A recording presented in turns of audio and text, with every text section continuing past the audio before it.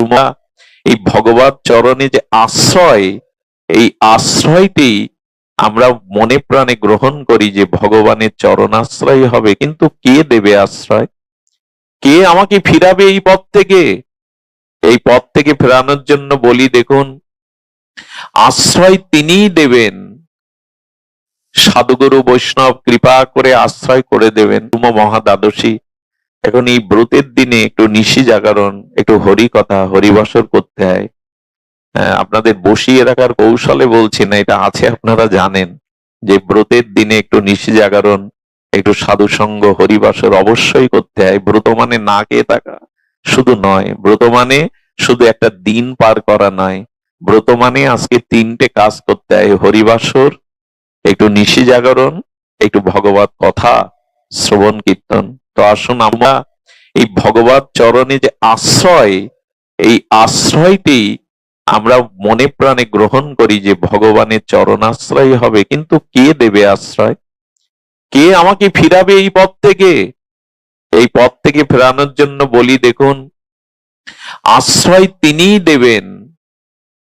সাধুগুরু বৈষ্ণব কৃপা করে আশ্রয় করে দেবেন। আচ্ছা, গোবিন্দের মাথায় ময়ূর পুচ্ছ কেন জানেন? আপনারা জানেন যে পৃথিবীতে যত বাদ্যযন্ত্র আছে, সব থেকে অনুভবের অর্থাৎ হৃদয়ের অনুভব ভাবটাকে ফুটিয়ে তুলতে পারে বাঁশি।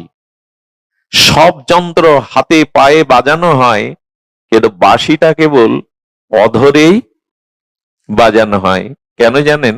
মনের, হৃদয়ের সংবেদ্য ভাবনাগুলো ওষ্ঠের সাথে বাঁশির মধ্যে যায়। এই জন্য রাত দুপুরে বা কেউ যদি সঠিক রাগ রাগানির দ্বারাই বংশীধ্বনি করে, এমন মানুষ নেই যে তার চিত্ত আকর্ষণ করবে না। এই জন্য গভীর রাতে বাঁশি বাজালে মন উচাটন হয়ে যায়। আর যদি রাগ রাগিনীর দ্বারা বাজানো যায়, গোবিন্দের সব থেকে প্রিয় মুরলী, গোবিন্দের হাতে যে বাঁশি, এটা বাঁশবাগানের বাঁশি নয়, ভগবান শিবই এই বংশী হয়েছিলেন। ভগবান শঙ্করই গোবিন্দের হাতের বংশী। উনি যখন বংশীধ্বনি করছেন, গোবিন্দই বংশীধ্বনি রাগিনীর দ্বারা। আমাদের আবার রাগের ভেদ আছে, যেমন ভোরবেলা ভৈরবী, এক একটা রাগের তো এক একটা সময় আছে। গোবিন্দ মালকোষ রাগিনীতে বংশীধ্বনি করেছেন। আর সেই বংশীধ্বনি কেমন জানেন? যমুনার জলগুলো যাচ্ছিল অন্যদিকে, উজানে উল্টো দিকে বইতে শুরু করলো। বিমানে করে দেবদেবীরা যাচ্ছিল, তাদের বসন উন্মুক্ত হয়ে যেতে লাগলো বংশীধ্বনিতে। ধ্যানী যোগী যারা, তাদের ধ্যান ভঙ্গ হয়ে গেল। আর দেবলোকে, সত্যলোকে যারা তপস্বী ছিল, তাদের তপস্যা ভেঙে গেল। বৈকুণ্ঠ নৃত্য করতে লাগলো। গোবিন্দ মালকোষ রাগিনীতে মধুর মুরলীর ধ্বনিতে বাজাতে বাজাতে দেখছে সামনে একটা ময়ূর নৃত্য করছে। ময়ূরটা এত সুন্দর করে পেখম মেলে নৃত্য করছে, গোবিন্দ বলছে, বা এমন সুন্দর নৃত্যটা বাঁশির সামনে যদি নৃত্য করে, দেখলে তো ভালো, ময়ূরটা আমার কাছে রেখে দেব। গোবিন্দ বংশী বাজাতে বাজাতে ছুটছে, ময়ূরটাও তখন ছুটছে।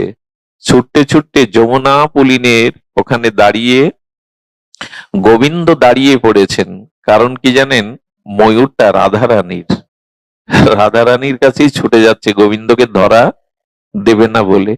তো ঠাকুরানী তখন একটার পর একটা কলসি সাজিয়ে যমুনা থেকে জল নিয়ে আসছিলেন।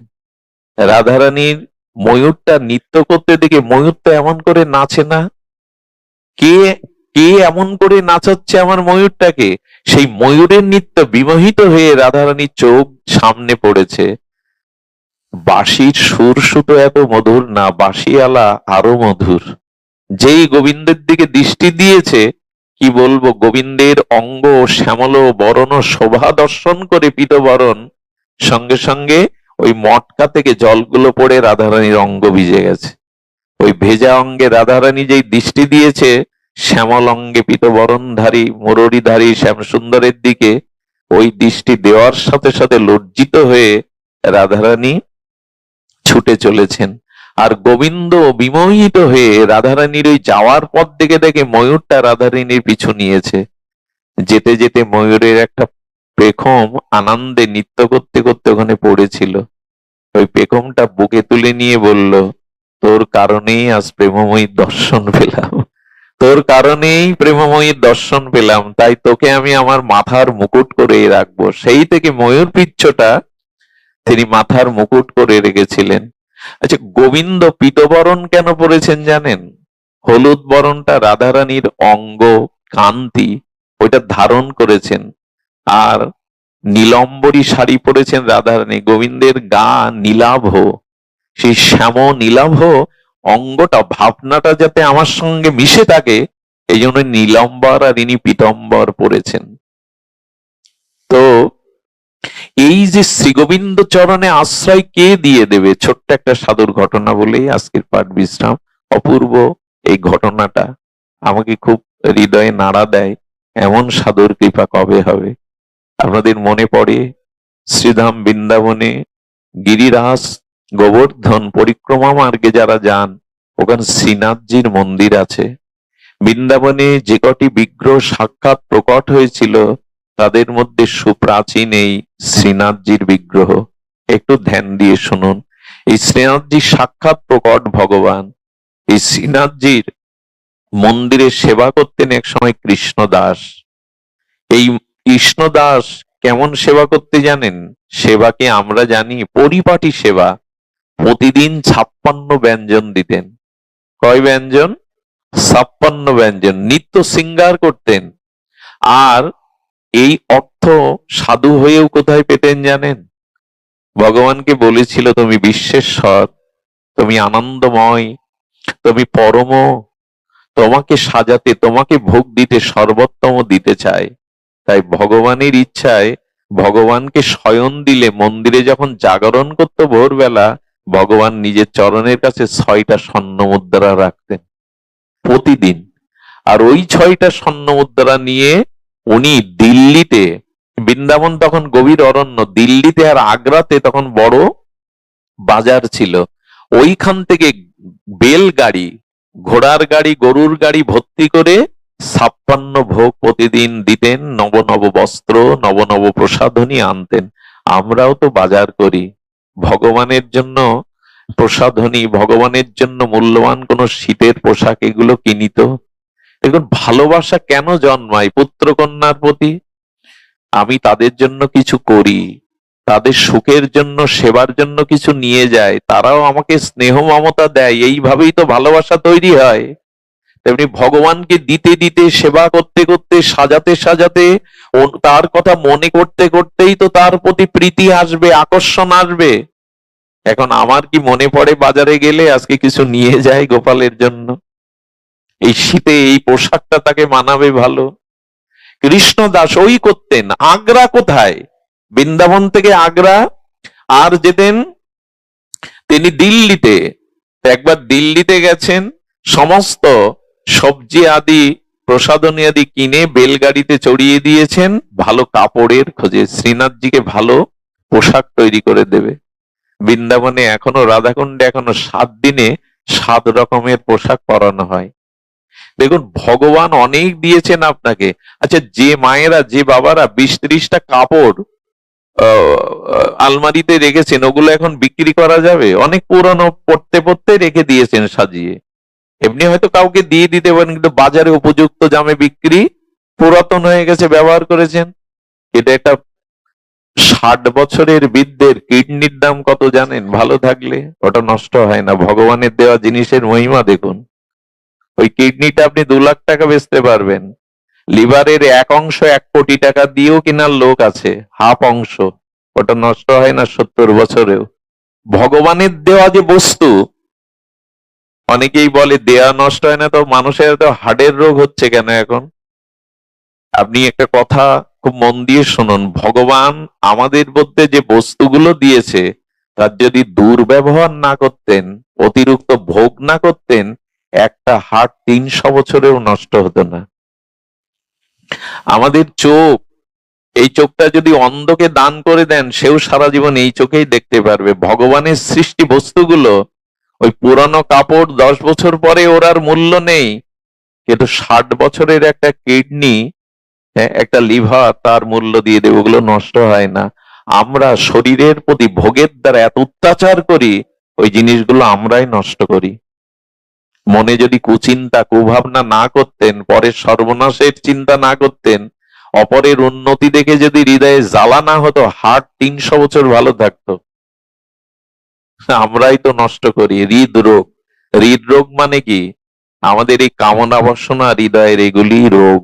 হিংসা বিদ্বেষ ক্রোধ কাম, এগুলি রোগ। নাহলে ভগবানের জিনিস এভাবে নষ্ট হতে পারে না। সুধীজন, তো এই জন্য ভগবান যা দিয়েছেন সুন্দর। একজন বলছেন আমি হতভাগা, ভগবান আমাকে কিছু দেয়নি। এক বেটা বলছে তোর একটা হাতের দাম কত জানিস? তোর দেহের মধ্যেই কোটি টাকার সম্পদ ভগবান দিয়েছেন, তুই বলছিস তুই ভিখারি। দেহের যে পার্টস গুলো, কিডনি হার্ট লিভার, এগুলো এগুলো তৈরি করতে পারবেন সহজে? পারবেন না। ভগবানের দেওয়া, তিনি কেমন করে গড়তে হয় গড়েছেন, একবারও মূল্যায়ন করবো না তাকে কিছু দিতে হয়। যিনি এমন করে আমাকে সাজিয়েছেন, তাকে তো কিছু সাজাতে হয়, তাকে কিছু দিতে হয়। কৃষ্ণদাস নূতন কাপড় নিতে গেছে, আর কাপড় নিয়ে যখন ফিরছেন, এক নর্তকী বাইজি, ওই যে দিল্লি শহরের মধ্যে ফুটপাতে সে একে বেঁকে নৃত্য করে কোমর মাজা দুলিয়ে কিছু পুরুষকে আর ওই বাহ্যিক বিনোদন দিচ্ছেন, আর পুরুষগুলো তার কোমর দুলানো দেখে টাকা ছুঁড়ে ছুঁড়ে মারছে। কৃষ্ণদাসের কণ্ঠে হঠাৎ ওই নর্তকীর কণ্ঠের মধুর সুর লহরীর সুর ভেসে এলো সুরালাপ। কৃষ্ণদাস দাঁড়িয়ে গেল, গোবিন্দের শ্রীনাথজির পোশাকারে দাঁড়িয়ে গেল। কেন জানেন? কণ্ঠ এত মধুর হয় কারো? আহা, কণ্ঠ এত মধুর হয়। ও কি করেছে জানেন? ওই কণ্ঠ শুনেই ওই যে ভিড়ের মধ্যে মানুষ দাঁড়িয়ে দেখছে, ওর মধ্যে দাঁড়িয়ে গেছে। আচ্ছা, কৃষ্ণদাস বাবাজির মতো মহাত্মা বৃন্দাবনে প্রসিদ্ধ মত উনি যদি দাঁড়ান, বিষয়ী লোক কি বলবে? আমরাও যেমন কিছু লোক বলছে বাহ, বাবাও এই লাইনে, বাবা আপনিও শেষ পর্যন্ত এই লাইনে এলেন। কারো কথা কানে যাচ্ছে না, কত লোক অপমান করছে। ও দাঁড়িয়েছে কেন জানেন? ওই কণ্ঠটা শুনে মনে করেছে, এত মধুর কণ্ঠ যদি আমি শ্রীনাথজিকে শোনাতে পারতাম। ভক্তি কাকে বলে জানেন? যা কিছু প্রিয়, যা কিছু সুন্দর যদি তার সুখের জন্য দিতে পারতাম।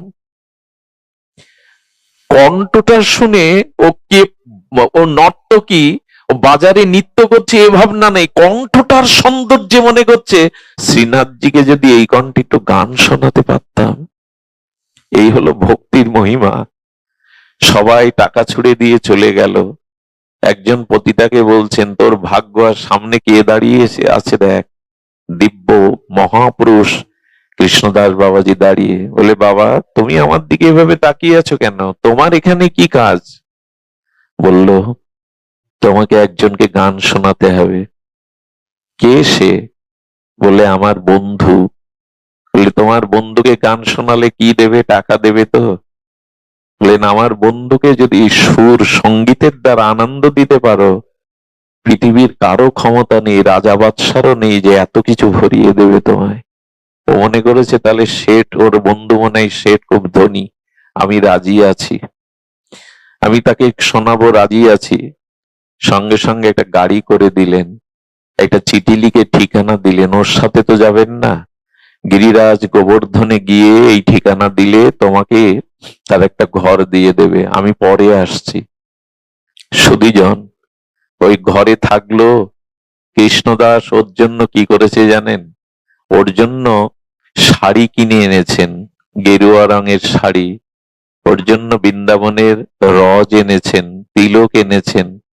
এনে বলছেন আজ থেকে তুমি এই শ্রীনাথজির প্রসাদী শাড়ি পরবে, আজ থেকে দাদার সঙ্গে তিলক নেবে, আর এই এখানে যে কটা দিন তুমি আজ থাকবে তোমাকে প্রসাদ পেতে হবে শ্রীনাথজির।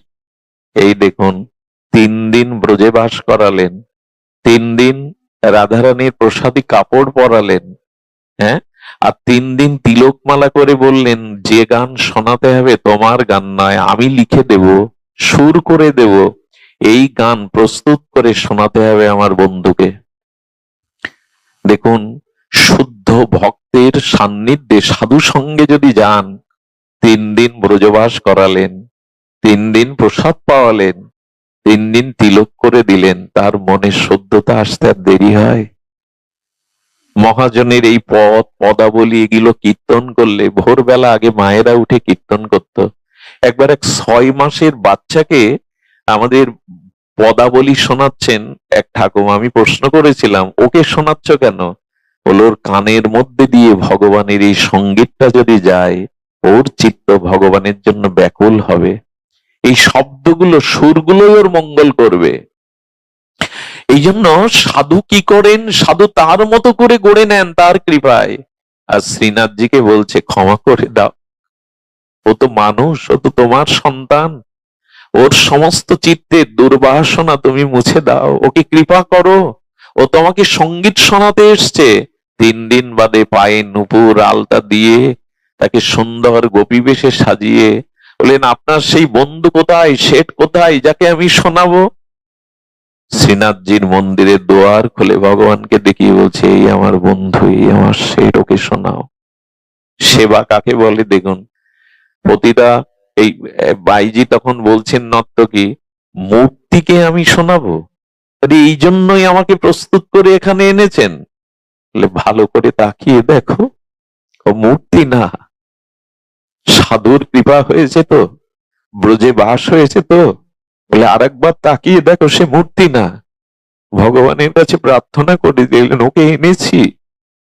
বনের ফুলও তো তোমার চরণে আসে, ওকে গ্রহণ করো তুমি। কোন শুদ্ধ ভক্ত যদি ভগবানের কাছে আপনার জন্য চোখের জলে প্রার্থনা করে, ভগবান সেই দিন আপনাকে গ্রহণ করবে। কোন শুদ্ধ ভক্তের প্রার্থনা ভগবান ফিরিয়ে দেন না। বলে ওকে তুমি গ্রহণ করো। যখন সেই সুরের দ্বারা ও নৃত্য করে গীত শোনাচ্ছে, তখন বারবার এই নর্তকী শ্রীনাথজির মুখবদনে তাকিয়ে বললেন, সারা জীবন তো অন্যকে শুনিয়েছি, তুমি শুনছো তো? একবার একটু জানাও না যে তুমি আমার সঙ্গীত শুনছো। ওই তাকাতে তাকাতে দেখলেন শ্রীনাথজি মধুর হেসে চোখের কোণে, নয়ন কোণে, ঠোঁটের কোণে হাসি ফুটে উঠল। যেই না তার চিৎ স্বরূপে বিজুরি চমকির মতো সচ্চিদানন্দ রূপ দেখলেন, সঙ্গে সঙ্গে চৌকাঠে মাথা রাখলেন, রেখে বললেন, ভগবান, আমার মতো নর্তকীর সঙ্গীত তুমি শুনেছ, তুমি তোমার স্বরূপে আমাকে দর্শন দিয়েছ। আচ্ছা, তোমাকে কি দেব আমি? তবে শুনেছি মানুষের জীবনে সব থেকে বেশি প্রিয় হলো তার প্রাণ। প্রাণ সব থেকে প্রিয়, নাও। অনন্ত জন্ম এই মায়ার সংসারে মায়া আমাকে নাচিয়েছে। আজ তোমার সামনে যে পুষ্পাঞ্জলি অর্পণ করলাম, আমার প্রাণটাই তোমার চরণে আশ্রয় দাও। এই বলতে বলতেই চৌকাঠে মাথা রেখে নর্তকী দেহ ত্যাগ করলেন। চিরদিনের মতো শ্রীনাথজি তাকে চরণে নিলেন। মাত্র 3টে দিন এই সাধু কৃপায়, কৃষ্ণদাসের কৃপায় ভগবান পেয়ে গেল। আমি বলি কি, এই জীবনে চলার পথে একজন এই সৎ প্রেমিক অনুরাগী ভগবত ভক্তের সঙ্গ নিন, তিনি আপনাকে নূতন করে গড়বেন। এই ভাগবতী শুদ্ধ ভাগবত চরণ আশ্রয়ের মধ্যেই তিনি আপনাকে নূতন করে গড়বেন। তাই ভগবান পায় আর না পায়, যেন শুদ্ধ অনুরাগী ভক্ত সঙ্গ পায়। বারবার পিছিয়েছি, বারবার স্খলিত হয়েছি, কবে শুদ্ধ ভক্ত কৃপা করবে? লক্ষ্য হীরা যেদিন হরিদাস ঠাকুরের বেনাপোল পাট বাড়িতে তার চরিত্র হননে গিয়েছিল, 3য় দিন লক্ষ্য হীরা যেদিন বসে আছে, সেই দিন নাম প্রভুর কাছে হরিদাস প্রার্থনা করেছিল, প্রভু ও এসছে আজ 3টে দিন, আমি যদি সামান্য তোমার নাম স্মরণ করে থাকি, তুমি ওকে কৃপা করে শুদ্ধ করে দাও, ওর চিত্ত নির্মল করে দাও। ভোরবেলায় হরিদাস ঠাকুরের সেই সৌম্য দর্শন আর তার মধুর হরিনামে এই পতিতা পর্যন্ত সর্বস্ব লুটিয়ে পড়েছিল। বাবা, অনেক নেচেছি, গেয়েছি, কিন্তু হরিনামে যে এত আনন্দ, তোমার শ্রীঅঙ্গের বাতাসে যে চিত্ত এত নির্মল হয়, এটা তোমার কাছে না এলে যান চরণে পড়ে বললেন, আমাকে আশ্রয় দিন। লক্ষ্মীরাকে বলেছিল, মা তুই আসিসনি, কৃষ্ণই তোকে পাঠিয়েছে। আমার এই আশ্রম কে দেখবে, কে রক্ষা করবে? তাই কৃষ্ণই কৃপা করে তোকে আমার কাছে পাঠিয়েছে। এইখানে বসেই তুলসী পাতা চন্দন চর্চিত করে পরম মহন্তি হয়ে গেল। লক্ষ্য হীরার মতো। জগাই মাদাইকে দেখুন, পরের ঘরে আগুন লাগিয়েছে, পর স্ত্রীর প্রতি দৃষ্টি দিয়েছে, হেন পাপ নেই, মদিরা পান করে অত্যাচার করে, সাধুদের ঘর ভাঙে, মৃদঙ্গ ভেঙে দেয়।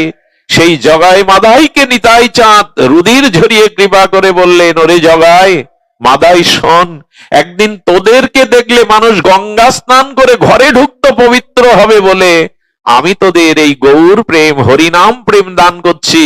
এই প্রেম এই নাম তোরা আশ্রয় কর, একদিন তোদের দেখলে আর কারো গঙ্গা স্নান করা লাগবে না, তোদের দেখলেই জীব পবিত্র হবে। তোরা হরিনামকে আশ্রয় কর।